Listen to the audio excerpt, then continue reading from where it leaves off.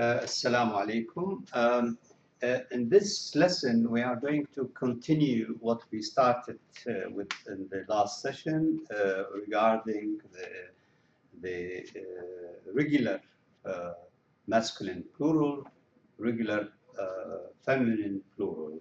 So maybe you can take few words and see how we can find the plural and also the dual. So Mohandis, as you see here, is engineer. And maybe I can take another word, it is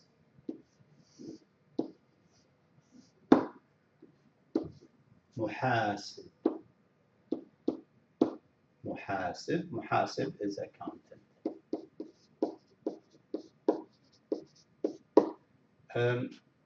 So if I take the word Muhandis, I can put also the feminine, it is Muhandisa. And Muhasib, Muhasiba.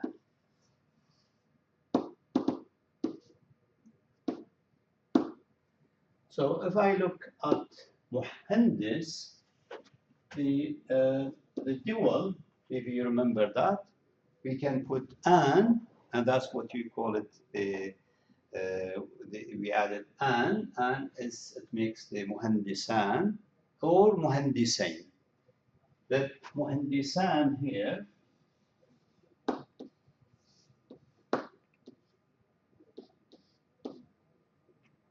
it is, we call it marfu', and Muhandisain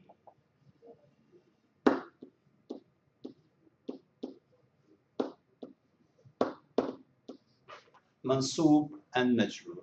So in both cases we have the same Muhandisain. But if I take Muhandisa, as you say, Muhandisa, I have to get the ta marbuta and make it ordinary ta, then add an and n. So that's what you call it, the suffix an, it makes it muthanna, is dual, and a also it makes it muthanna, dual, this is mansub and majrur, while here is marfu. So if I take muhandisa, so I have to put it in the same as you say here, then so muhandisatan or muhandisatain.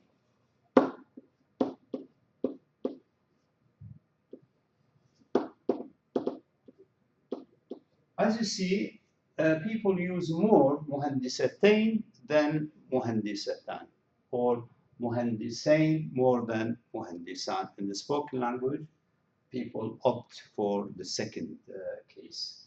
And if you take now, maybe you can help me with muhasib, it would be muhasiban or muhasibain.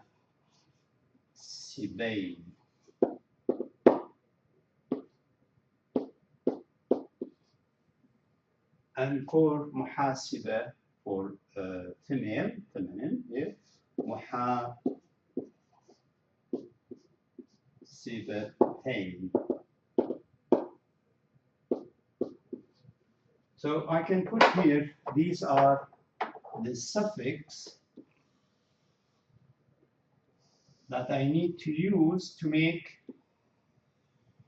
dual. An and a. An and a.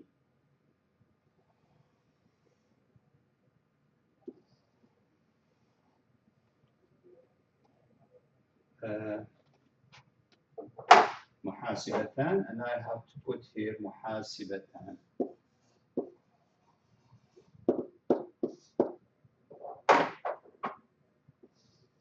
Remember, that is for the marfu', for the case of marfu', while here is the case for mansub and majrur. Maybe you will learn it after with what it means when you started your course. And I just want now to move on to the plural. and that's what you call it here. We call muhandis. It would be the same thing. It would be muhandisun and or muhandisin.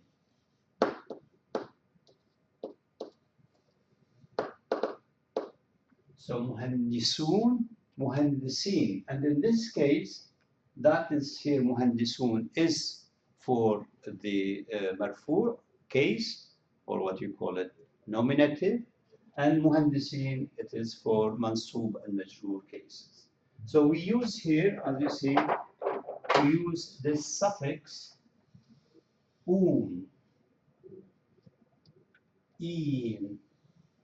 It's not ein, it's not an, it's un and in. Muhandisin. While here it is muhandisain because it's so the ya here actually it is a vowel, while here ya it is consonant because it's preceded by fatha. To make the ya, if you remember, to make it vowel, it should be preceded by kasra, and that's what it is here. And the same thing, muhandisun, it is preceded by dhamma here. So the wow here it is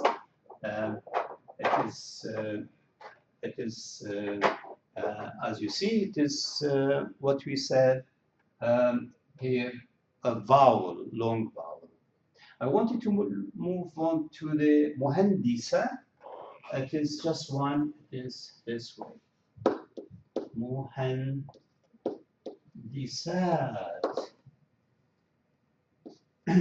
And so we don't have two cases, just one case. And for muhasib, it will be muhasibat. Sorry, this is for masculine. I have to take that one also into account. So for muhasib, maybe you can help me with that one here. It is muhasibun and muhasibin.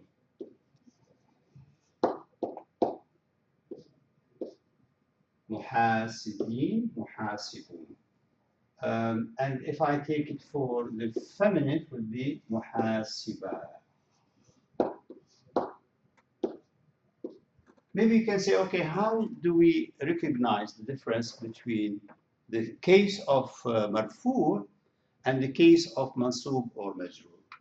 We'll look at them for the feminine, or what we call it here, because the short vowel or the case markings will be indicated at the end of each word. So let us look at now what we call it here, what we studied. We've got regular, we call it regular, masculine,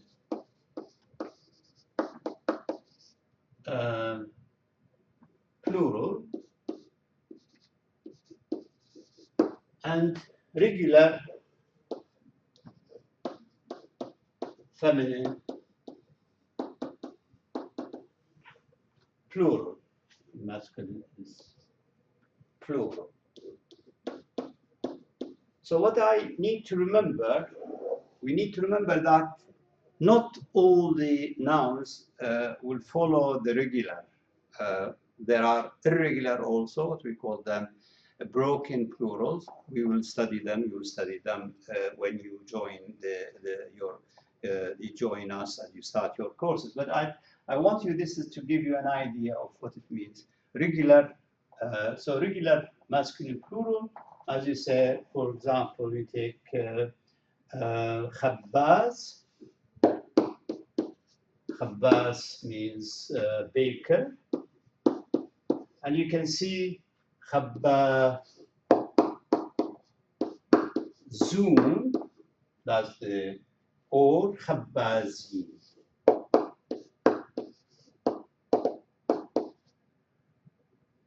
As you see, maybe here you can put the fatha to indicate, always you put fatha to indicate, to make it, it is a phonetic fatha, it's no grammatical. خبازون, if you are in the middle of the sentence, نحن خبازون في هذا المطعم. Or if you want to put it in an informal, say نحن, we are bakers in this restaurant. خبازون on خبازين. This is here we call it for nominative case, مرفوع, and this one for accusative, or we call it mansub, and for genitive, which means majrur.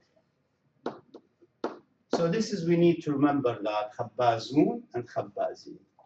While if you look at the regular plural, regular feminine plural, if I take خبازة to mean a female baker, I can put just at, so it would be خبازات.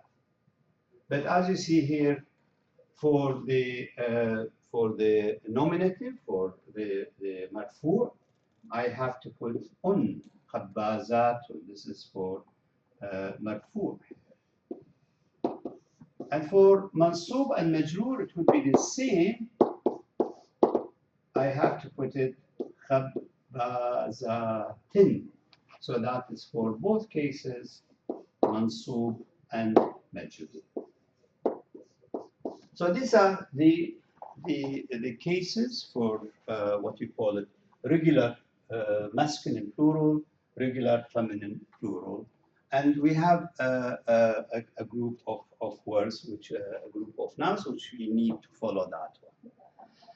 For the words or the nouns that are originally foreigner or borrowed from other languages, always the plural will be feminine. So if I say television,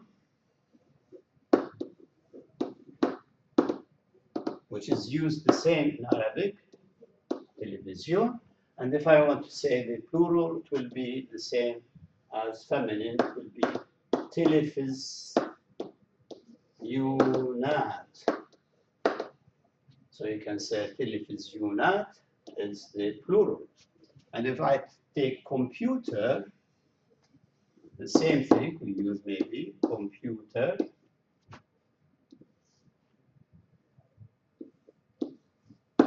You can put it also computerat.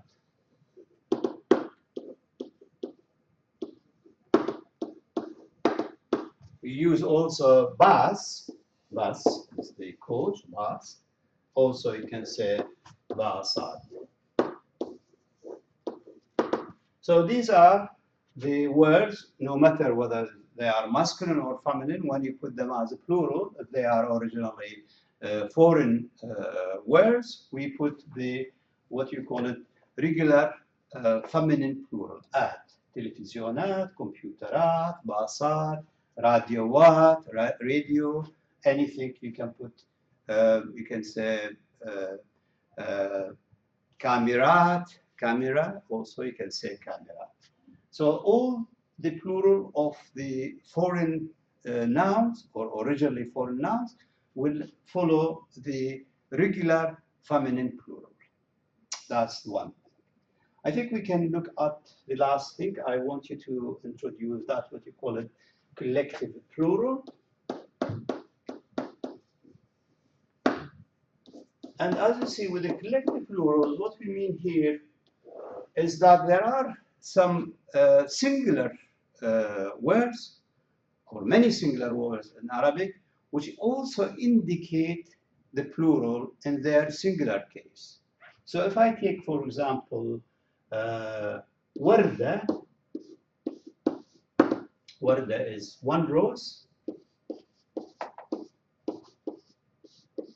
and if I take, so warda can be also taken as word. Word is singular, but word also, if I translate it into English, it will be roses. So it indicates it indicates plural, but it is actually, it is a singular.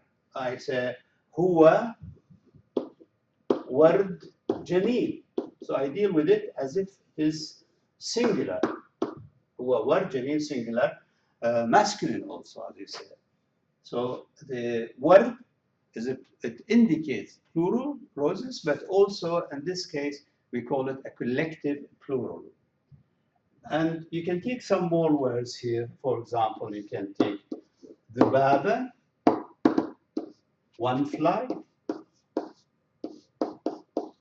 But I can put it also, if you got many flies, I can say ذباب. ذباب. So ذباب here is the flies. But I can use هو, it's just singular, هو ذباب. Or you can say هذا, this ذباب. So what you need to remember of the regular, of the collective plural nouns, that they indicate a plural, but we deal with them as singular. So وردة, ورد, ذبابة, ذباب, we've got plenty of words. Maybe I can take some more. شجرة, شجرة. I use this hat, this tree, like hat, to indicate the three dots here. شجرة is a tree, but I can put it also as a plural by using شجر. شجر here is trees, but as you see, it is singular. تقول هذا, this is هذا شجر جميل. If you have many trees, maybe you can say هذا شجر جميل. So it is singular. You can take some more, maybe you can take حجرة. حجرة is a stone, one stone, but also you can say حجر, it's stones. Maybe I can take also another word, تينة. تينة is a fig, one fig, but also I can, if I have got many figs, I can say teen.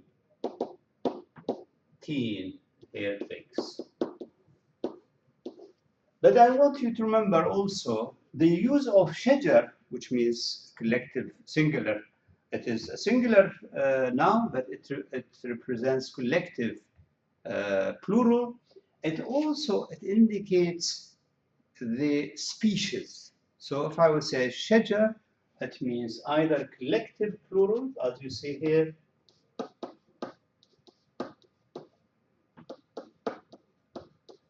but if I put it with L, it could mean here, if I say الشجر,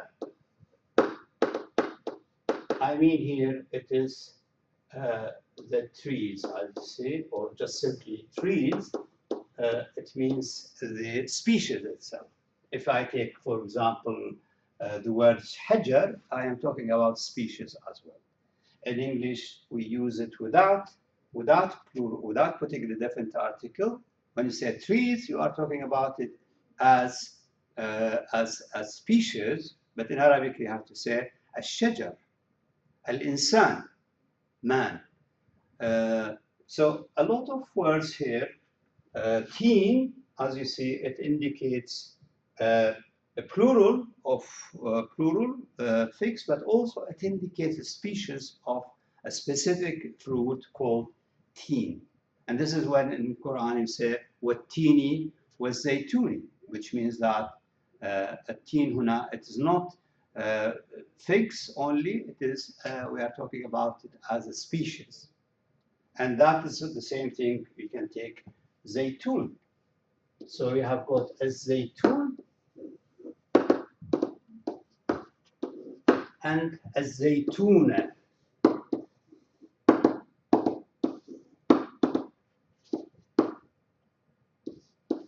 And you can look up zaytun and zaytuna. So you can see when you say a zaytun, it means species. The olive or olives, say olives here, or olive trees or olives as olives here. While if you take zaytun here, maybe I mean many olives in front of me here. So it is olives here. It means olives as many olive pieces. While a zaytuna, it could be a tree, or a zaytuna is the olive, and zaytuna is an olive. So here the olive, and here an olive. So this is what you call it, the collective plurals, and use it a lot. So we've got now regular masculine plural, regular feminine plural. We have got a dual, and dual for masculine and feminine, which is the same. We use the same an or ain, and we have got the collective plural, which is indicated by a singular noun like zaytun. You can look at the other words like shajar. We have hajar. We have tea. I think we covered all the aspects, all the most important parts of Arabic to begin with. We went through the pronunciation, then we moved on to writing the alphabet, then we moved on to the basic elements of Arabic, like the two structures we study, idafa, noun, adjective. Then we took the plural and the dual, how they are used. We also included a few other pronouns. We took the pronouns here, the demonstrative pronouns, هذا, هذه. Maybe I take one thing, the last thing is what we call it in English, we call them possessive pronouns. But in Arabic, always we call them attached pronouns. So maybe I can take a quick look on that one here. So if I take in English, as I say, possessive pronouns, if I say Beit, and if I want to say my house, I have to add the ya. So Beiti.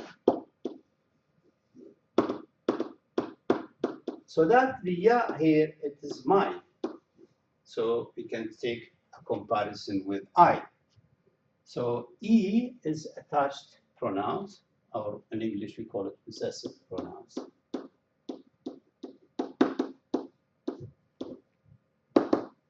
And if I take,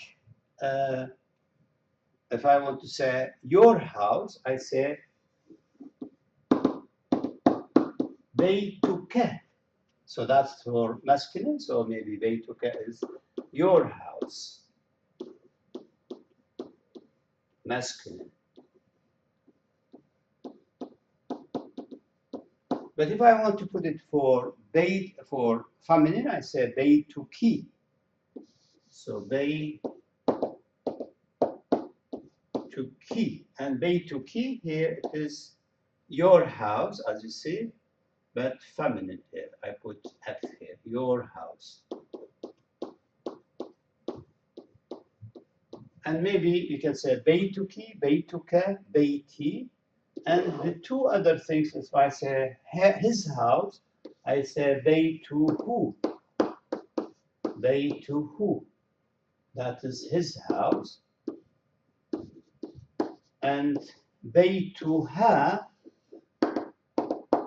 is her house. So the ha here, her house. So maybe I can mention that here. I can put this one here, this one, then we have this one here, this one, and this one. So you can see in comparison between the detached pronouns and attached pronouns, we have two. You can relate to each of them. So if I put them in a table, this is detached, and this is attached. So in Arabic, we use the two words, detached pronouns and attached pronouns. So you can see here I have both ana. So with ana, what is it is ya. And if I take anta, it is with ka, and anti, it's with ki,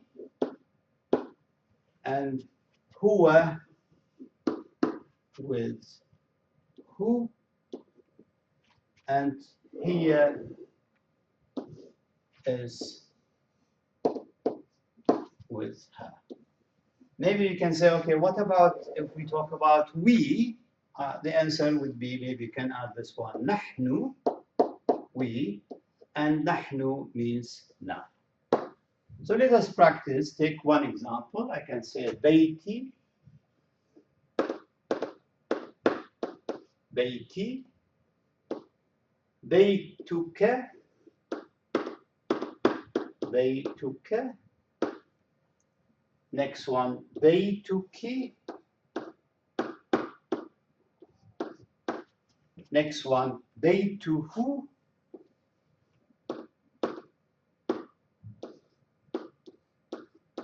And next one, beituha.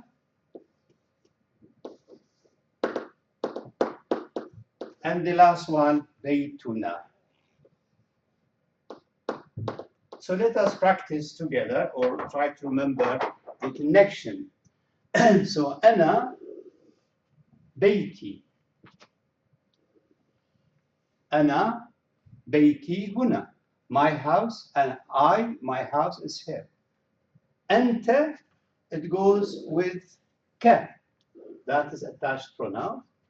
Anti, ki. Huwa, who. Hiya, ha. Nahnu, we, as. So in English you say, my house, your house, your house, his house, her house, our house. Our house is we. I think we finished the most basic things in Arabic. We try to cover all the smaller elements all together, and which will give you hopefully a good start when you start your courses, when you start Arabic courses here at the ISMC soon. And if you need any more help, we are going to put all the materials that are linked to these sessions on the Moodle, and maybe you can revise them before you start your course. Thank you very much. مع السلامة.